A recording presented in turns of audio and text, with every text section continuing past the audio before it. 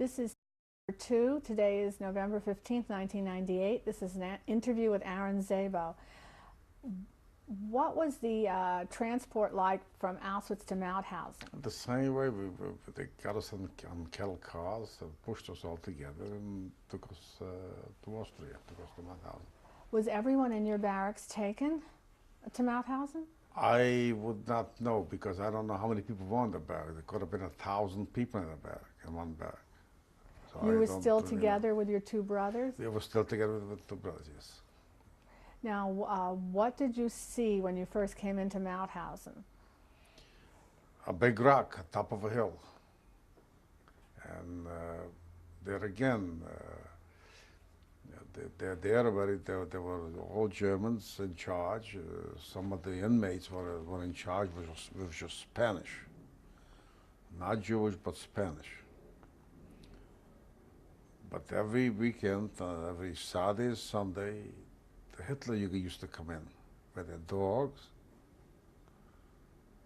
And there was always 10, 15 people got torn up by the dog. The Dobermans, the German Shepherds, they used to seek a dog on you, and the dog was trained to bite off a certain part from you, and then you went over the hill.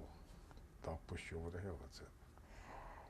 Was there any pattern to which people they would have the dog attack? No.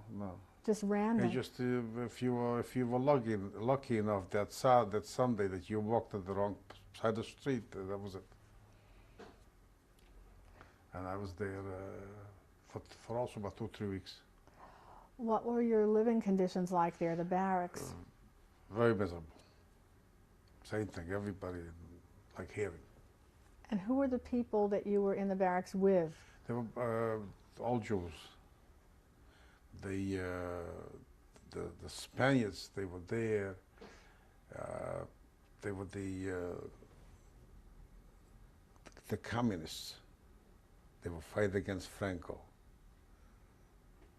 But that was in 1938, 1939. So some of them wound up and were fighting the Germans all along. They were caught and they were brought into the same system, the death camps. But Franco made peace with Hitler, I think in 1943. And that's when they became the elders of the camps. And so how did they treat the... They were, to me anyway, by the whole thing, they were not bad. Because they were the same situation as you were, you know. But they were not bad by the whole scenario. What was your routine in Mauthausen? The daily? Same thing, we were just waiting, we did not do any work at all. We were just waiting for the next day. And that's what happened. We were there a short time. We were being actually, I think, looking back, we were being recruited to go to work in another camp, also in Austria, which they were making a factory on a mountain. And they were making ammunition there. There were people from Poland, there were people from Czechoslovakia, from Hungary. They were working on ammunition. Now, just one other question about Mauthausen. What was the food? The food, as I say, all of the camps basically give you one meal a day. There was a beet soup, a split pea soup, and one slice of bread, and that's it. That's for the day. And what was the transport like between Mauthausen and the next camp? The transport, all the same. Cattle cars, pushed as many as they can stand up, and that's it. Were you taken with your two brothers? Again, my two brothers were there too, yes. And what was the name of the camp you went to next? Milk. Also, that's in Austria. I should ask, how did you know you were in Austria when you... I did not know till we got liberated in Austria. I didn't know where I was. I wasn't going to know where I told you. So now you get to Milk. What did you see when you got there? What did it look like? There was just some of the gypsies were there. They were in charge there. A few Spanish people were there. There's a brand new camp that they opened up. And they took us, some of them they took to work at the Danube to take the gravel out from the water. Some of them went to work on the tunnel, on the factory, and on the mountains. And some of them they made cooks and whatever, you know. That's it. What were the barracks like there? Barracks were much better because each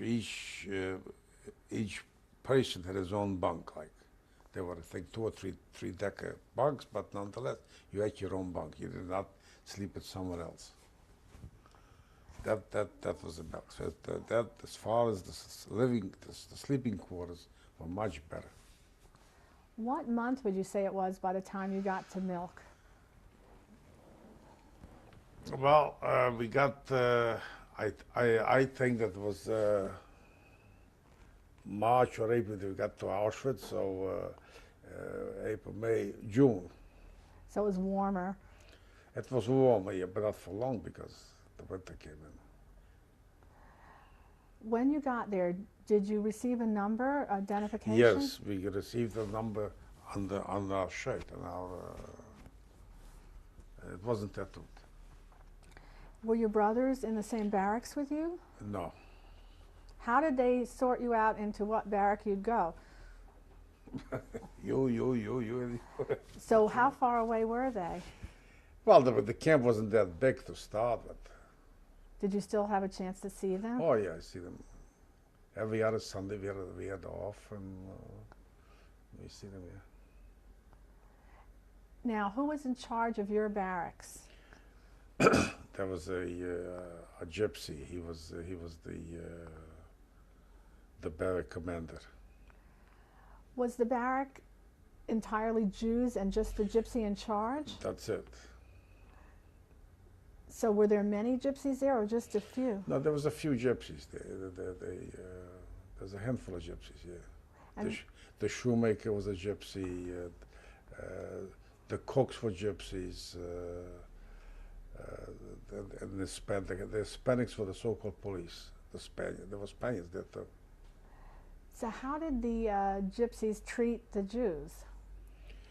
Listen, they treated them like prisoners. Listen, they had to prove that they can punish you more than the Germans. You know, this is you don't want to go in. You don't want to be killed, so you try to save yourself. That you're gonna punish you're gonna be the God that's gonna really guard. The problem of it is that after the guard was guarding you for 6 months or so, all of a sudden they took the guard and killed him too because they didn't want this was going on. So you couldn't, but that's what it was. But you didn't know that. So you tried to prove that you can do better. That's what happens. Was there any difference in how the Spanish people The treated Spanish, you? to me, I'm talking me person, they were much nicer. And how high was their position, the Spanish? Well, there's no matter what position. Today he was one thing, and tomorrow he was nothing. I mean, you know, if he said something wrong or he did something wrong, they didn't kill him because, as I said, they made peace between. But they punished him. Would they put him in a lower position, or? They would never. We probably never seen him again. Maybe he died of his own. Who knows? I don't know. And where were the Germans in this? But the Germans were the ones that were in the towers watching you with guns. And the Germans were the ones that we used to take a train every morning to go to work. So the Germans were the guards on the train station, and then we walked, I don't know, maybe a mile or so to the train, and from the train to go to work. So the work was pretty far away from the barracks. Yes. Now, when you got to the work, who were the overseers in the job? Germans. All Germans. And what was your particular job? Well, I worked in there, and they had jackhammers, and the bits for the jackhammers had to be taken out to be sharpened. the blacksmith shop was outside, so you think about it was made of. Used to put in 4 and 4, 8 bits. Take him out of shop and then sit there and wait for him and bring him back. So when you brought them back, you were actually inside a mountain? Inside the mountain, yes. And what did you see being built there? Or did you mostly? Well, it was just nothing. It was just one big hole. They were chopping the rock. They were taking out rocks. And they were, but the next, maybe I don't know, a couple of 100 feet to you, if you face the mountain to the right, they had a very factories where they were making. They were making ammunition there. They were making weaponries. Do you know what kind of jobs your brothers had? One brother worked in the Danube to take the gravel out, the concrete. So what would he do? Put it into a wheelbarrow, or? No, well, he worked in the water, take it out, and then somebody, I don't know what happened. How it worked. Now, which brother was this? That was the oldest one, the older one. His name again? His name is Chaim Leip. And your other brother? The other brother got killed. They bombed, maybe a month before liberation, they bombed the camp. Milk. Milk, yes. They bombed it, whether it was a mistake or whether they were trying to bomb the factories there, but I guess somebody made a mistake because in the late of earlier 45, they bombed that area. The French, the Russians, the Americans, the English, like every 2 hours, planes were flying over and you heard bombs.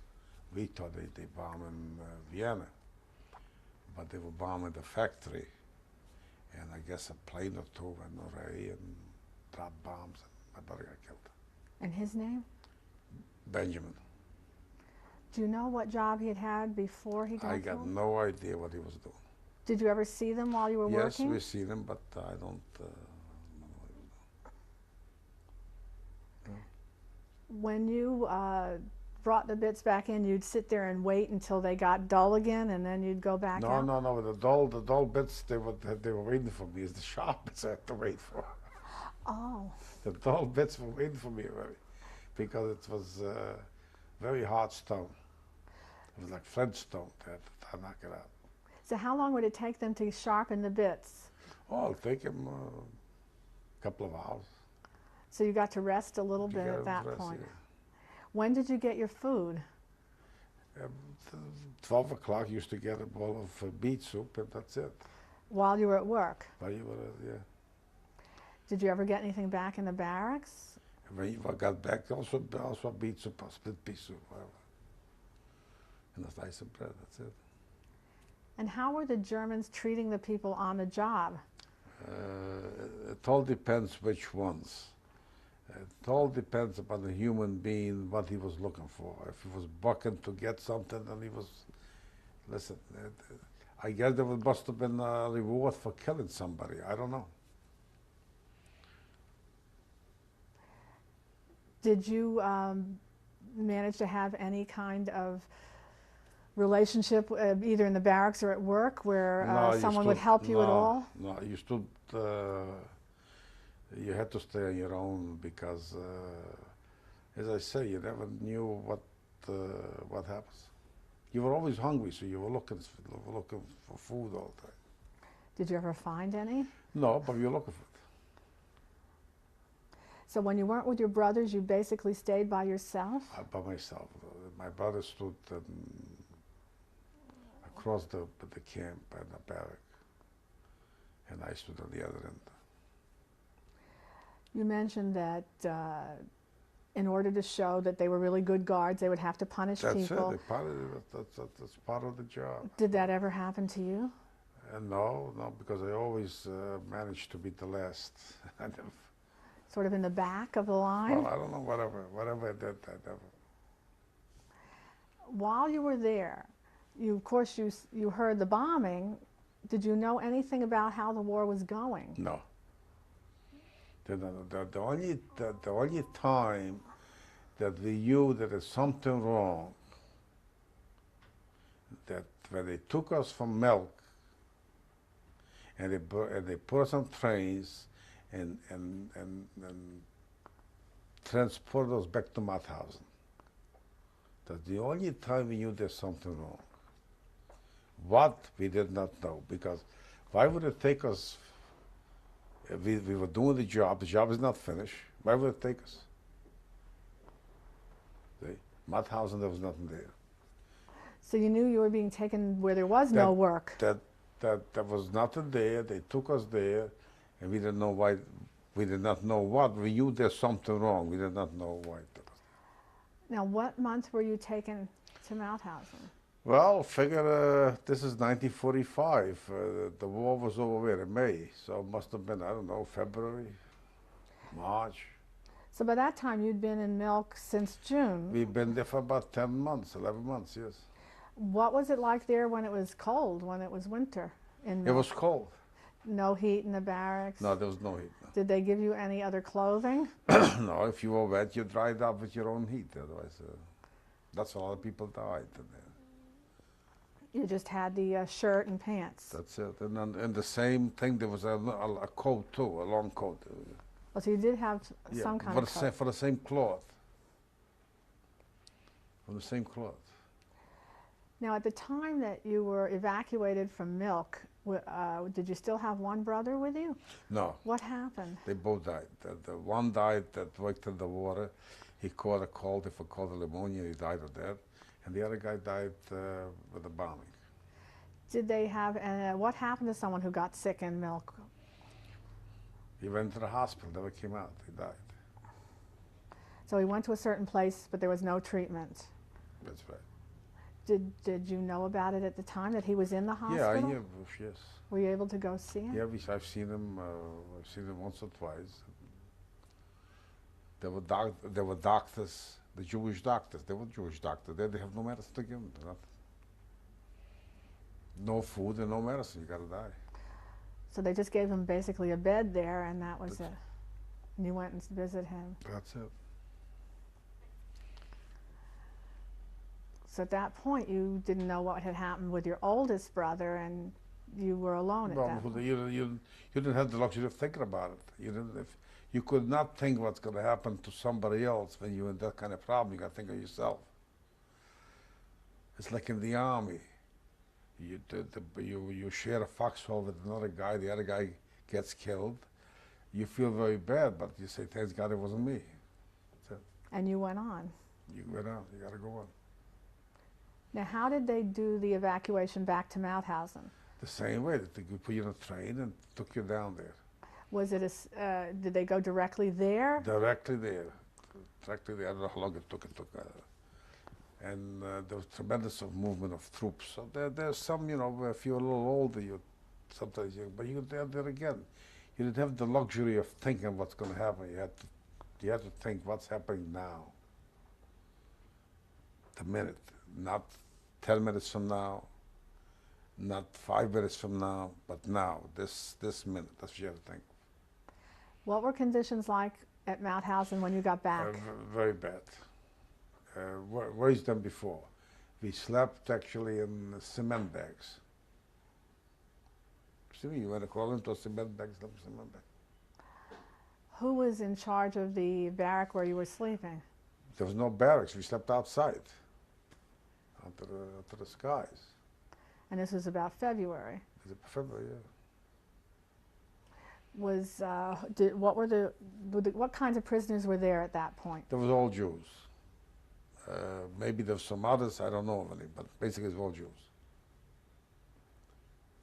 Were there any rumors going around there? What was going on? No, there was no rumors going on. All I know is I was sleeping and I must have gotten up. We had to go to the toilet. And there was a guy with a tick, he was pressing out some signals to somebody outside. And that was also a miracle he didn't kill me, because if I would have said something, they would have got him and killed him. So he just let you go by? He let me alone. He figured I'm not up, that I didn't know what he was doing. But that was a very there. So someone in there was communicating out. But no, you didn't get any news of what was happening. No. Were they still able to keep up with the daily soup at that point? Yeah, they give you daily soup. That's it. And then we stood there also about 2-3 weeks, and then instead of leaving us there, so the Russians, because Russia was coming in, the Russians would liberate us. They pushed us in further. We forced marched us to a place called Gunskirchen, also in Austria, forest. Now, how long were you marching? Oh, maybe 3-4 days. But Can 3-4 days, and not. Can you describe No the rest. march? Well, I don't know. The rumors were going around. They started out some like I think like 10,000, and only 3,000 made it. What would happen to people who couldn't keep walking? Well, at that time there was no Germans watching us. That time there were a lot of Yugoslavians, the Muslims, were watching us with very old rifles, and they shot him. It didn't go. They put a bayonet through him or shot him. And they were all 60 plus. They were not youngsters. The Yugoslavs. The Yugoslavs. When they started you out on the march, were you given any food to take with you? No, they supposedly handed out some food along the way, but we did not march on the main street, so we marched on the back streets in the mud. So this is very the snow was stone already. So there are people. If you were a little farmer, you grabbed a little grass that you knew which was you to eat. That's how you survived. Did you receive any food from them on the march? I don't think so. No. We received food. When we finally got there, we received the same. I don't know. They were in love with beets. I don't know how the Germans got so much beets. I don't understand it. But they beet soup. What about at night when you were walking? Did you stop at night? Sometimes, but not. The Russians were chasing them, so they didn't want to leave any evidence. So they tried to wipe everybody out. As you were walking, did you see any German civilians on the way or Austrian civilians? They kept you away from other people? They kept us, yeah, they kept us away. As I said, we did not march on the streets, on the highways, on the byways. We marched off entirely like on the farms, I guess, I don't know, off the streets, away from the streets. Did you know that the Russians were that close? Now, we did not know it. Why? But as I said, that we surmised that something is going on. What was going on, we did not know. Did you hear any signs of fighting or any? No, because we were walking away from it. What do you think enabled you to keep going? Put one foot in front of the other, and you never know what happens. Were you able to grab anything along the way to eat? Well, as I said, so the snow was torn off, and so there's some roots that. You took some? Everybody took some, other than me. And did you take anything to drink? Any? Well, there's snow, so you took snow and the survival, the survival of the will of surviving, tremendous. What did you see when you got to Gunskirchen? There was nothing as a forest. There was a couple of barracks here and there, and that's where it took us into the barracks. And that was the most miserable place. And the 10-foot by 10-foot space, they put in 100 people. You have to sit one inside the other's lap. And do you know what kind of people were here? They were all Jews. They were all Jews. They were all Jews. There was nothing there except Jews. And now there again, the towers, the observation towers, were occupied by Yugoslavians. Old men with rifles that were taller than they are. Rifles from, I guess, from the First World War. And they were watching us. How did you know that these people were definitely Yugoslavians? We knew it after we were liberated. we knew it, the Yugoslavian. Before that, we did not know it. But they were old, and everybody looked at them and they said, "My God, what happens?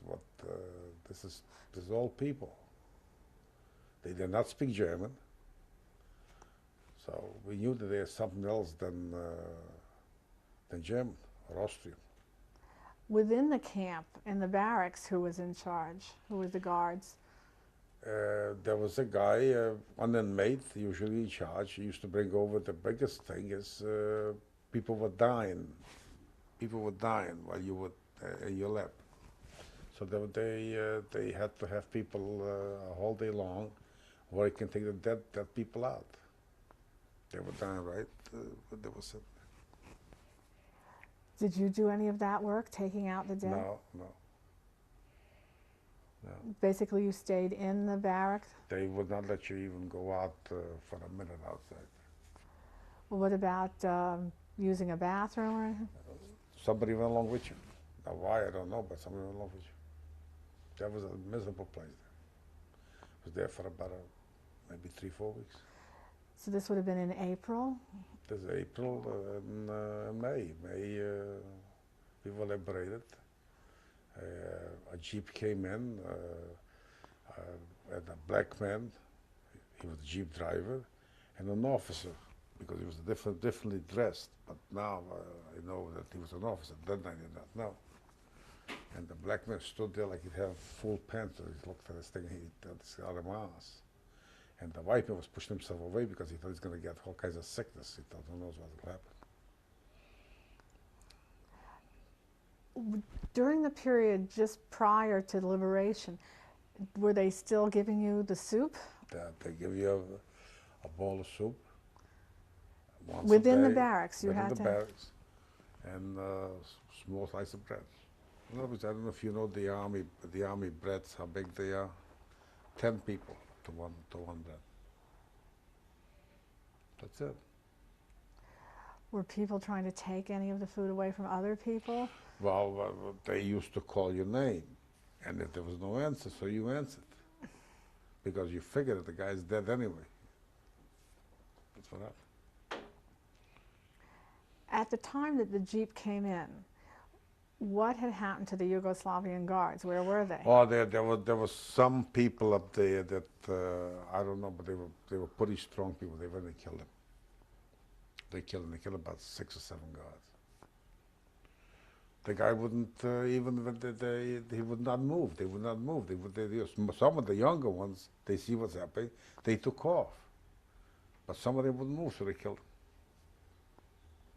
They didn't resist at all when the jeep came in. The guards, the Yugoslavs, they didn't No, but resist. they did not know. The jeep was on the street, and the guards were inside the forest. They did not know what's going on. I guess, I don't know, but they did. They killed a few of them. Did you go out of the barracks to see the jeep? Yes, after they came in and everybody started running out of barracks, and there was a barrack full of this dry beets and bread and what have you. People were going and breaking in there, and a lot of people died by breaking in. They squashed them so that they squeezed. So I remember an elderly gentleman came over to me and he says, "Listen," in Yiddish he says to me, "Listen, don't, it's over," he says, "get a blanket, go as far as you can from the barracks, lie underneath a tree, and tomorrow morning you go into town." And I did it, because don't go in there, they're going to get killed.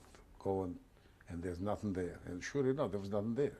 There was dry beets and some bread that was laced with sawdust. We have to stop now. We'll continue on the next tape.